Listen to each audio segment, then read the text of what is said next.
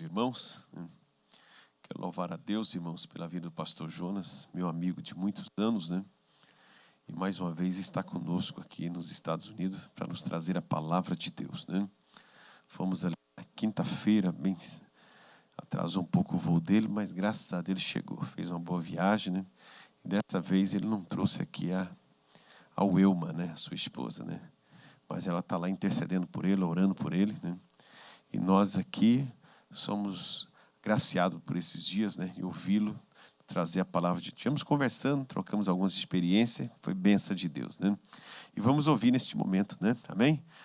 Vamos orar. Quantos desejam orar pelo pastor Jonas? Amém? Vamos orar. Senhor nosso Deus, nosso Pai Celestial. Aqui está o teu Filho, Senhor, Jesus, que vai nos trazer a tua palavra. Usa como o Senhor Deus tem usado, Jesus querido, para a glória do seu nome. Ó Deus, aqui está a tua igreja, aqui estão os teus filhos, corações que vieram ouvir a sua palavra. Ó Deus, conforme o Senhor deseja nesta noite, o Senhor usa o teu Filho para a glória do Senhor. Amém, Jesus, amém. Meus irmãos, eu quero cumprimentá-los com a paz do Senhor. Primeiro livro de Samuel, capítulo 30. Nós vamos ler o versículo 1 a seguir.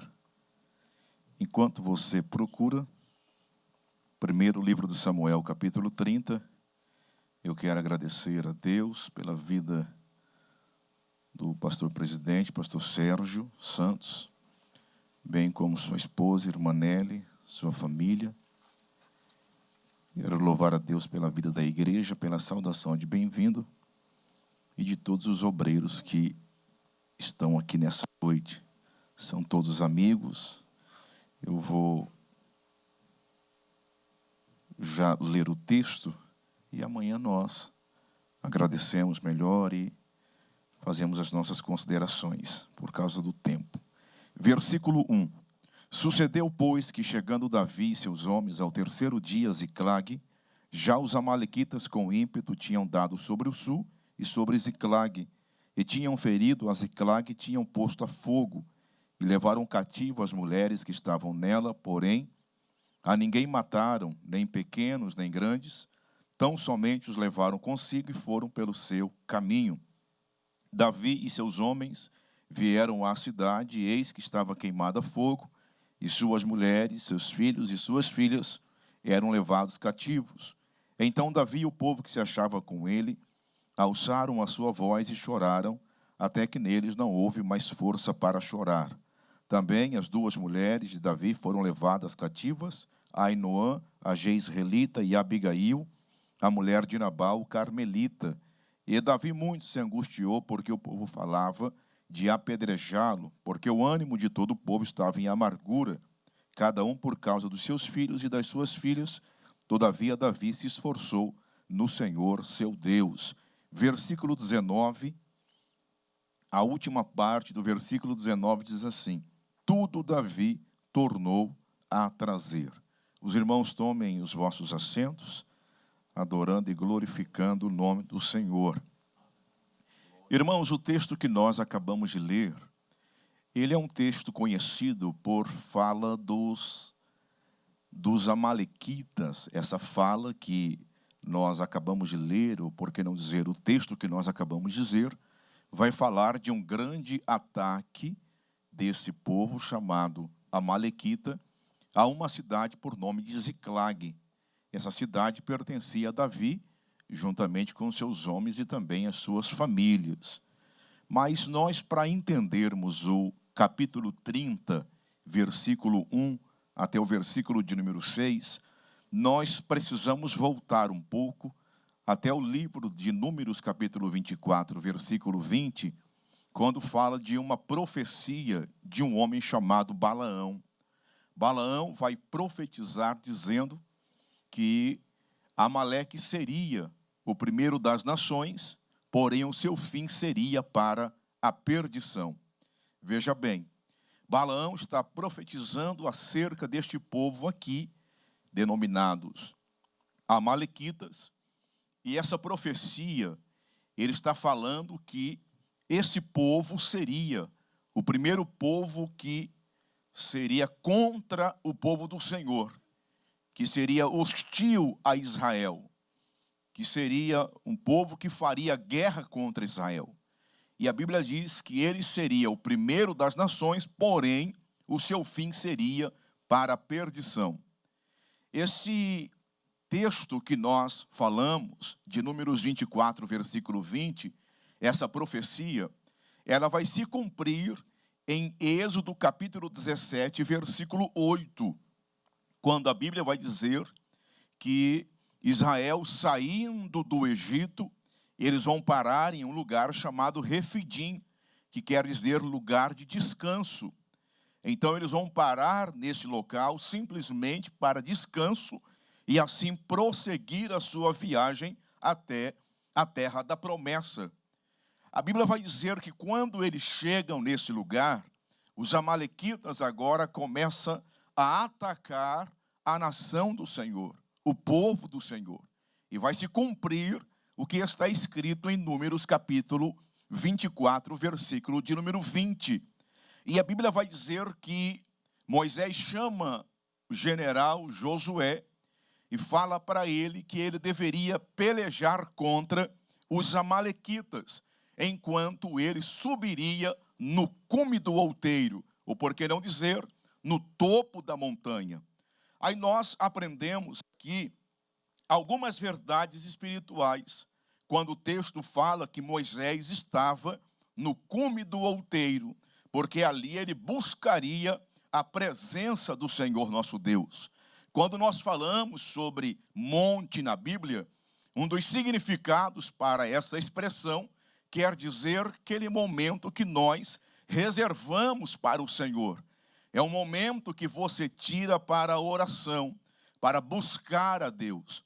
Então, monte está falando desse particular que nós devemos ter com o Senhor nosso Deus.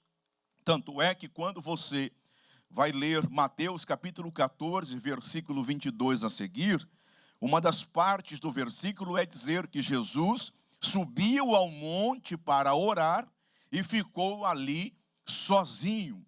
Então Jesus, quando precisava buscar a presença do Pai, ele subia a um monte e ali ele ficava sozinho com Deus. Uma também das passagens muito conhecidas sobre a questão de Jesus subindo ao monte é Lucas capítulo 6, versículo de número 12. A Bíblia diz que ele subiu ao monte, passou a noite em oração, depois ele desce e escolhe o seu colégio apostólico. Jesus também mandou nós, em Mateus capítulo 6, versículo 6, entrarmos no nosso quarto, fecharmos a porta sobre si e orarmos ao nosso Pai que está em secreto, e é Ele quem vai nos recompensar. Então, quando a Bíblia fala que Moisés subiu ao cume do monte, simbolizando para nós, é esse momento que nós precisamos reservar para o Senhor Deus e orarmos, mas orarmos com insistência, orarmos e sermos persistentes na oração, porque quanto mais você ora, mais comunhão você tem. Quanto mais você ora, mais intimidade você tem.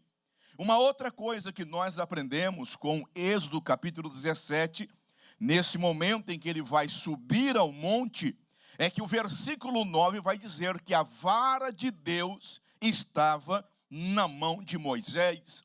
Você percebe que o texto não fala que a vara não estava na mão de Josué, não estava na mão de Ur, mas a vara estava nas mãos de Moisés. Essa vara aqui, ela está falando sobre autoridade. Isso significa que a direção, a autoridade não foi dada para Josué, não foi dada para Arão, não foi dada para Ur. E essa vara não estava na mão de quem era mais forte, de quem era melhor, de quem era mais sábio. Essa vara estava na mão a quem Deus escolheu como autoridade espiritual sobre a nação de Israel. Isso quer dizer que isso fala de uma autoridade delegada por Deus ao líder. E o líder aqui era Moisés. E às vezes nós queremos confrontar, às vezes, a nossa liderança, sabendo que a vara de Deus está na mão do homem de Deus. Uma outra coisa que nós encontramos ainda nessa passagem bíblica é que quando Moisés estava com as suas mãos levantadas, era sinal de vitória. Quando ele baixava as suas mãos, era sinal de derrota. Porque a Bíblia é clara que quando ele estava com as mãos levantadas, a nação de Israel vencia a guerra, vencia a batalha. Mas quando ele cansava, a Bíblia diz que a nação que se hostilizava, que lutava contra Israel, que era os amalequitas, eles venciam a batalha. Isso nos ensina sobre a unidade da igreja, sobre a comunhão da igreja, sobre compartilhar aquilo que é comum da igreja. Então, mãos levantadas aqui está falando da dependência que nós precisamos ter de Deus. Porque o homem e a mulher que depende unicamente e exclusivamente de Deus, com certeza serão homens e mulheres de vitória, de bênção nas mãos do Senhor. Por quê? Porque precisamos aprender a depender de Deus. Saber que por mais que às vezes temos o nosso dinheiro, temos os nossos bens materiais, temos a nossa vida, mas tudo isso sem Deus não é nada. E precisamos aprender que a nossa dependência, ela deve estar em Deus. Deus é o Senhor. Deus é todo-poderoso, é Deus que pode te dar a vitória que você precisa. Se você crê, diga glória a Deus. Uma outra coisa que nós aprendemos ainda com essa passagem é que as mãos de Moisés, elas eram pesadas, a ponto de colocarem agora uma pedra para que Moisés pudesse sentar sobre essa pedra. Interessante que essa pedra aí, ela é um símbolo da pessoa de Cristo. Todos nós sabemos que Cristo é a rocha. Ele é a rocha a qual nós precisamos estar firmadas nela. É por isso que Paulo, escrevendo a sua primeira epístola, no capítulo 1 de Coríntios, versículo 4, o versículo 10 que diz que todos beberam de uma mesma bebida espiritual, porque bebiam da pedra espiritual que os seguia, e a pedra era Cristo. Então nós entendemos aqui que a pedra para sentarmos está falando de um descanso que nós precisamos em Deus. Porque às vezes nós queremos buscar descanso em outros meios, em outros recursos, em outras maneiras, sendo que o nosso descanso eterno é o Senhor Jesus. É por isso que ele disse, Mateus 11, versículo 28, vinde a mim todos vós que estáis cansados e oprimidos, e eu vos aliviarei. Então esse lugar aqui, onde você escolheu para estar, para ouvir a sua palavra, é um lugar de descanso, é onde o Espírito Santo de Deus te conduziu. É onde o Espírito Santo de Deus te trouxe. Por quê? Porque o Senhor Deus quer dar um descanso para a vossa alma. Aleluia. Por mais que você chegou aqui cansado fisicamente, mas a alma está cansada, e Jesus está aqui para aliviar a sua alma e te dar o descanso que você precisa. Se você crê, diga glória a Deus. Agora, uma coisa que eu acho interessante no texto é que o Senhor vai dar uma ordem agora para Moisés, para que Moisés pudesse então destruir os amalequitas por completo. Deus vai falar com Moisés: olha, vocês precisam eliminar os amalequitas da memória para sempre. Esse povo não deve mais existir. Deus então vai ordenar a destruição deste povo em Êxodo capítulo 17, versículo 8 a seguir. Só que o que me chama a atenção é que quando nós vamos para Deuteronômio capítulo 25, nós vamos ver aqui novamente na repetição das leis do Senhor, Deus ordenando mais uma vez Moisés para que pudesse destruir esse povo para sempre. E aqui nós vamos ver então, em Deuteronômio capítulo 25, versículo 17, algumas maneiras como os amalequitas atacam o povo de Deus. E quando nós falamos sobre os amalequitas, nós precisamos entender que, no sentido espiritual, os amalequitas é a própria personificação do mal. É o próprio Satanás. Então, quando eu falo sobre essas estratégias de Amaleque para destruir o povo de Deus, eu estou falando a forma também como o diabo usa para tentar atacar o povo do Senhor. O versículo 17 de Deuteronômio 25, a Bíblia vai dizer que Deus vai falar para Moisés dizendo: lembra do que te fez Amaleque no caminho, quando saías do Egito. Aqui está a primeira estratégia. É quando eles estavam saindo do Egito. E os amalequitas vêm e atacam o povo do Senhor. O que nós entendemos aqui, trazendo para o contexto nosso? É que todos nós sabemos que Egito significa o mundo para nós. É de onde nós saímos e nós não voltaremos mais para lá. Então o diabo sempre vai ficar irado com alguém que está saindo do Egito, deixando o mundo. Então nós precisamos entender que a fúria do inimigo contra essas pessoas que estão saindo do Egito é muito grande, porque o diabo não quer perder. O diabo não quer perder ninguém. Então por isso que ele fica furioso. Mas graças a Deus que nós saímos do Egito e nunca mais voltaremos para lá. Quem crê que saiu do Egito, diga glórias a Deus. Aleluia. Então o mundo já não pertence a nós. Nós saímos do Egito e estamos caminhando para Nova Jerusalém, aonde estaremos para sempre com o Senhor Jesus Cristo de Nazaré. Aí o versículo 18 fala também que como te saiu ao encontro no caminho. Caminho aqui, irmãos, está falando da nossa caminhada, está falando do nosso caminhar com Deus, está falando da nossa caminhada com o Senhor. Então o diabo também vai tentar atacar quando nós estamos pelejando, quando nós estamos caminhando, quando estamos fazendo a obra do Senhor, porque nós saímos do Egito. Sair do Egito está falando dos primeiros passos, aonde é mais fácil. Você está com o seu primeiro amor, você ora mais, você jejua mais, você consagra mais. Mas quando você está no caminho, o caminho aqui fala do quê?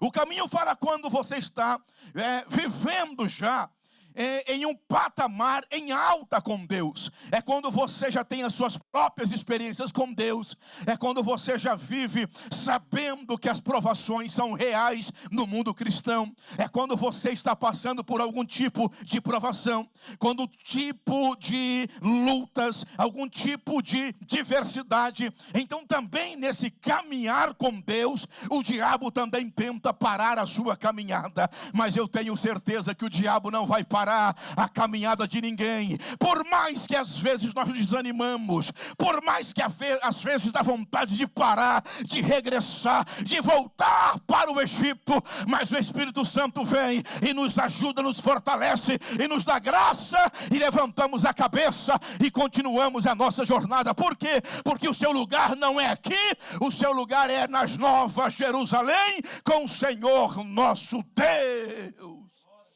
Aleluia, aleluia. Ainda no versículo 18, nós vamos encontrar uma outra maneira como ele ataca o povo do Senhor. Por quê? O texto é claro: te derrubou na retaguarda. Olha como que o diabo ele é astuto, irmãos. Ele nunca vai tentar te atacar de frente. O diabo ele é tão astuto que a gente costuma dizer um ditado: ele vem com sapatinho de algodão. Isso quer dizer sobre a sua astúcia, sobre a sua maneira, o seu modus operandi de tentar destruir ou atacar o povo de Deus. Ele sempre vem na traiçoeiras, na retaguarda, por detrás. Por quê? Porque o diabo, ele é assim. O diabo não é alguém que vem pela frente para tentar te atacar, mas ele vai tentar vir pela retaguarda. E a Bíblia fala sobre a vigilância que precisamos ter constantemente. Por quê? Porque o diabo não dorme, o diabo não brinca de ser diabo, e nem nós precisamos brincar de ser cristãos, mas precisamos estar atento, porque o diabo a qualquer momento pode tentar, mas não vai conseguir parar a sua caminhada com Deus. Agora, lembrando uma coisa, o diabo, ele tem paciência. Ele sabe planejar como atacar. Ele tem as suas sutilezas. Ele sabe nossos pontos vulneráveis. Ele sabe os nossos pontos fracos. Ele sabe aonde ele pode te atacar, o momento de atacar, a hora de atacar. Então é por isso que precisamos estar sempre alerta, sempre vigilante, porque Pedro disse na sua palavra, na sua primeira epístola, capítulo 5, versículo 8, que o diabo está ao nosso derredor, bramando como leão, buscando a quem possa tragar. Mas o diabo, ele só está bramando como leão, mas ele não é o leão, porque o nosso leão da tribo de Judá é o Senhor Jesus Cristo de Nazaré. O diabo está ao derredor, mas o anjo está ao nosso redor. Então o diabo vai te atacar, porque maior é Deus na sua vida. Quem crê, diga glória a Deus. Aleluia. Louvado seja Deus. Agora, uma outra coisa, irmãos, que nós ainda encontramos no texto, é que o diabo, ele vai atacar todos os fracos. É o que o versículo 18 diz. Todos os fracos. O que isso significa aqui? Esses fracos aqui são aqueles que não têm capacidade de reagir, que não têm capacidade nenhuma de tentar fazer alguma coisa contra ele. Porque Amaleque é um tipo de adversário que espera a fraqueza, a distração para atacar e fazer suas vítimas. E a ociosidade é uma das estratégias do inimigo, do maligno. Para destruir, ele só precisa te distrair na sua fé. Por isso que nós não podemos, melhor dizendo, vacilar na fé. Ficar cocheando entre dois pensamentos. Ficar pensando, será que eu vou? Será que eu não vou? Será que eu vou no culto? Será que não? Será que eu faço campanha? Será que não? Será que eu vou orar? Será que não? Não tem isso no meio cristão. Você precisa estar em constante vigilância. Porque o diabo, como eu já disse, ele não brinca de ser diabo. Ele fica esperando para atacar a sua presa. Quanto menos nós esperamos, o diabo sempre tenta atacar o povo do Senhor.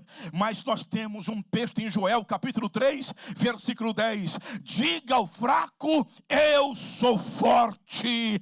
Oh, aleluia. Às vezes, irmãos, chegamos num culto como esse, desanimado, cabisbaixo, cansado. Mas a palavra diz em Hebreus, capítulo 12, versículo 11, versículo 34. Da fraqueza eles tiraram força. Isso quer dizer o seguinte, que às vezes, por mais que nós nos sentimos fracos, debilitados, mas quando nós olhamos para a Bíblia, em 2 Coríntios 12, quando Paulo estava tão desanimado por aquele espinho na carne, Deus disse para ele: Paulo, a minha graça te basta, porque o meu poder se aperfeiçoa na fraqueza.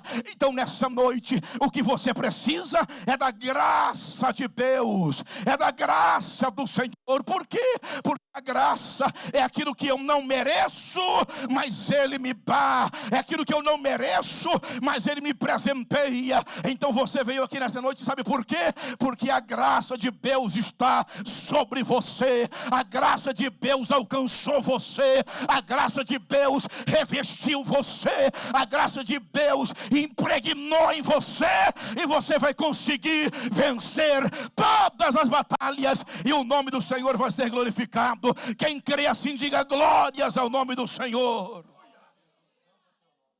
Aleluia. Uma outra coisa que nós ainda observamos no texto, que o diabo, irmãos, ele vai atacar. Sabe como? No versículo 18, todos estavam cansados. Olha que expressão interessante. Todos que estavam cansados e afadigados. É muito perigoso nós nos deixarmos nos abater pelo cansaço. A Bíblia vai dizer que quando Davi cansou, diz a Bíblia que o gigante Isbenob veio atacá-lo, veio tentar matá-lo. Então nós não podemos, irmãos, por mais que às vezes esse cansaço aqui não é um cansaço físico simplesmente, mas é um cansaço espiritual. Quem aqui não passa por isso? Todos nós. Às vezes a nossa vontade é de ficarmos em casa descansando. Às vezes a nossa vontade é de não vir para um culto como esse. É de ficar em casa ali tranquilo. Mas às vezes, irmãos, o que nós precisamos não está dentro de casa, mas está na casa do Senhor. Às vezes o que nós precisamos nós não encontramos em casa, mas a vitória está aqui na casa do Senhor. Não deixe seu cansaço mental, espiritual à mostra. Tenha cuidado. E para isso eu me lembro de um texto, Isaías 40, versículo 29 e 31. Dá vigor ao cansado e multiplica a força ao que não tem nenhum vigor. Os jovens se cansarão e se fatigarão, e os jovens certamente cairão, mas os que esperam no Senhor renovarão as suas forças, subirão como asas de águia, correrão e não se cansarão, caminharão e não se fatigarão. Sabe para quem que é isso aqui? É para quem espera em Deus, é para quem espera no Senhor, é para quem espera nele. Se você espera, você pode ter certeza, hoje ele te renova, hoje ele te renova, ele te dá vigor, ele te dá força para você caminhar ainda um pouco mais.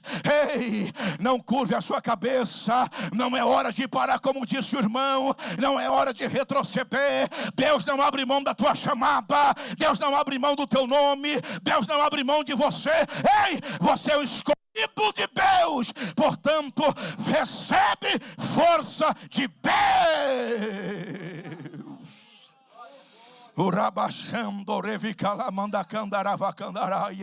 A força de Deus está no nosso meio. Eu sinto o renovo de Deus no nosso meio. Eu sinto Deus renovando vidas que vieram aqui nessa noite. Ainda não é fim. Aleluia, aleluia. Louvado seja Deus, louvado seja o nome do Senhor. Mas para finalizarmos, esse povo nunca deixou de atacar ao Senhor, o povo do Senhor. Em 1 Samuel capítulo 15, eles aparecem novamente. Só que aqui Deus vai dar uma ordem para Samuel falar com Saul que ele deveria destruir os amalequitas por completo. A ordem de Deus era essa: destrói Agag e destrói tudo o que ele tem. E Deus foi um pouco bem incisivo, disse: até os meninos de peito, até os bebezinhos deveriam ser mortos. Deus falou isso. A Bíblia vai dizer que Saul desobedece à ordem de Deus. Ele mata muitos amalequitas, mas vai deixar Agag vivo, vai deixar o melhor dos animais vivo, a ponto de Deus ver aquela situação e falar: olha, eu me arrependo de ter colocado Saul como rei, como chefe do meu povo. Por quê? Pela desobediência a Deus, em cumprir uma ordem do Senhor.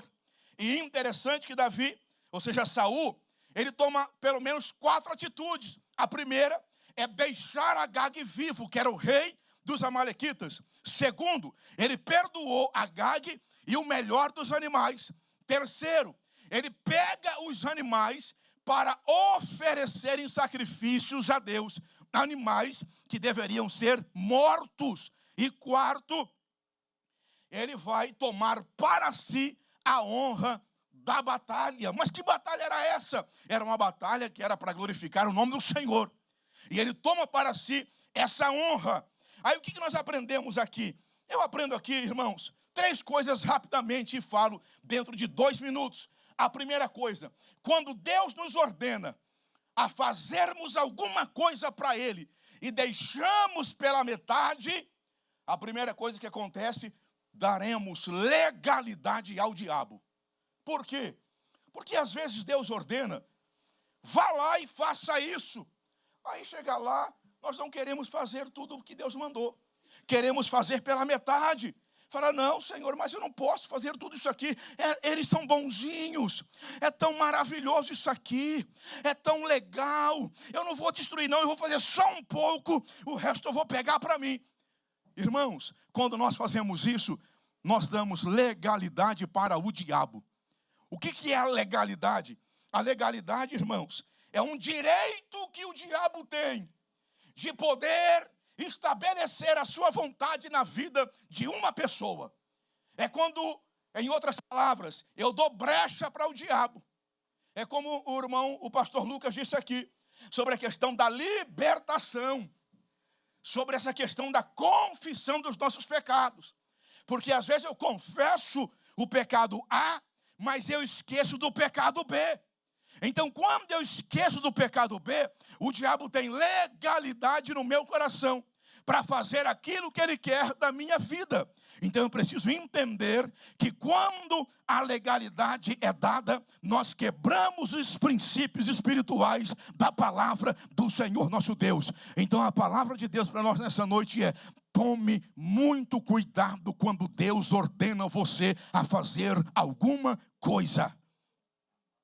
Uma outra coisa que nós aprendemos aqui é que o mal deve ser cortado pela raiz. Por quê? Porque se Deus ordenou para você tirar aqui, vamos dizer, vou dar o exemplo do pastor Sérgio, vai falar, olha, irmãs, tira esse buquê e troca. Aí você tira só algumas plantas, você não tirou tudo. É a mesma coisa da legalidade, mas um mal dada, ou seja, a ordem de Deus para esse mal deveria ser destruído, tudo, não deixar ninguém, nem uma criança, nem um fio de cabelo. Mas isso aqui no mundo espiritual está falando de uma diferença entre podar o pecado e cortar o pecado. Aqui são 2 ações diferenciadas. Por quê? Porque quando eu podo, ele cresce. Quando eu corto, não tem como crescer mais. Então, se tem algum mal na minha vida que está impedindo o meu relacionamento com Deus, esse mal precisa ser cortado pela raiz. É isso que precisamos entender com essa passagem bíblica. E a terceira coisa aqui que eu aprendo para finalizarmos: obedecer é melhor do que sacrificar. Não que Deus não se agrade de sacrifícios, de holocaustos, de ofertas a Ele, mas nada vai além, irmãos, se não houver obediência. Você pode pregar bem, você pode cantar bem, você pode liderar bem, você pode reger bem, mas se você não for obediente à sua liderança, ao pastor da igreja, à palavra de Deus, não adianta muita coisa. Então precisamos entender que é melhor obedecer do que sacrificar. Aí, o texto que nós lemos está falando que esse povo novamente ataca agora. Não é mais Saul, não é mais Moisés, não é mais o povo de Deus. Esse povo ataca quem? Davi e a sua família. Por quê? Porque Moisés, ou seja, porque Saul foi falho na sua missão. E quando nós falhamos na missão, o diabo volta a atacar. Então essa passagem que nós lemos fica para uma outra oportunidade, e estaremos meditando juntos com vocês sobre 1 Samuel capítulo 30. Deus tem muitas coisas a nos revelar nesta passagem, mas eu quero orar por vocês essa noite. Eu quero orar porque todos nós estamos vivenciando lutas espirituais, grandes embates contra o inimigo. E o desejo do inimigo é vencer o povo de Deus. Mas nós precisamos entender uma coisa, que ele pode até tentar, mas ele não vai conseguir. A igreja se coloca de pé, aleluia, louvado seja Deus.